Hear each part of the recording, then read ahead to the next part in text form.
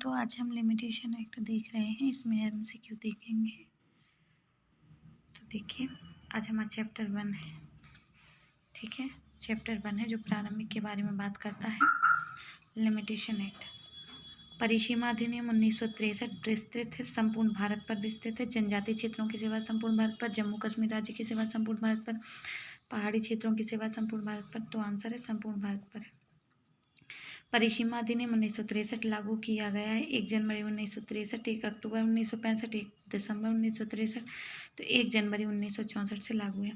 मर्यादा अधिनियम 1963 के तहत मर्यादा काल की अधिकतम अवधि निर्धारित की गई है 30 वर्ष। मर्यादा लिमिटेशन में सबसे ज़्यादा लिमिट दी गई है, जो समय की अवधि है वो 30 वर्ष है। परिसीमन मर्यादा अधिनियम आधारित है। विधि सतर्क विधि की सहायता करती है, ना कि आलसी विधि की। परिसीमन के नियम किसके विरुद्ध लागू होते हैं? केवल वादी के विरुद्ध लागू होते हैं परिसीमन के विरुद्ध। प्रतिवादी को परिसीमा के बिंदु को उठाने दिया जा सकता है वाद या प्रक्रिया की किसी भी अवस्था पर या अपील में पहली बार। वाद या प्रक्रिया की किसी अवस्था में भी उठाने दिया जा सकता है, पर अपील में पहली बार उठाने दिया जा सकता है। नेक्स्ट है, निम्नलिखित में से कौन सा कथन सत्य है? तो परिसीमा अधिनियम में सिद्धांत निहित है। तो उपरोक्त दोनों राज्य का हित मुकदमों की समाप्ति में है। विधि सतर्क व्यक्तियों की सहायता करती है, स्वस्थ व्यक्तियों की नहीं। ये दोनों सही हैं। निम्नांकित में से कौन सा कथन असत्य है? तो 8वां है, निम्नांकित में से कौन सा कथन असत्य है?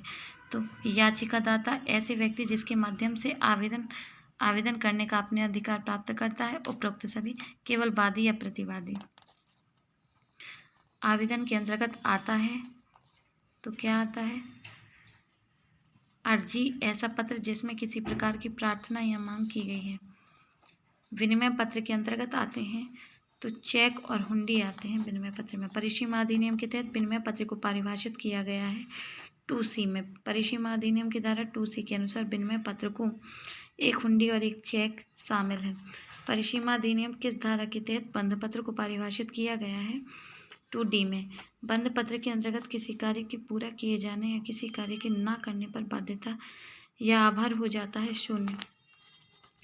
प्रतिवादी के अंतर्गत आता है उपरोक्त दोनों। ऐसा व्यक्ति जिसके माध्यम से प्रतिवादी यह दायित्व उत्पन्न करता है कि उस पर वाद लाया जा सके। ऐसा व्यक्ति जिसकी संपत्ति का प्रतिनिधित्व प्रतिवादी द्वारा निष्पादक, प्रशासक या अन्य प्रतिनिधि के रूप में किया जाता है। तो उपरोक्त दोनों प्रतिवादी के अंतर्गत आता है। ऐसा व्यक्ति जिसके माध्यम से प्रतिवादी यह दायित्व उत्पन्न करता है कि वह वाद लाया जा सके।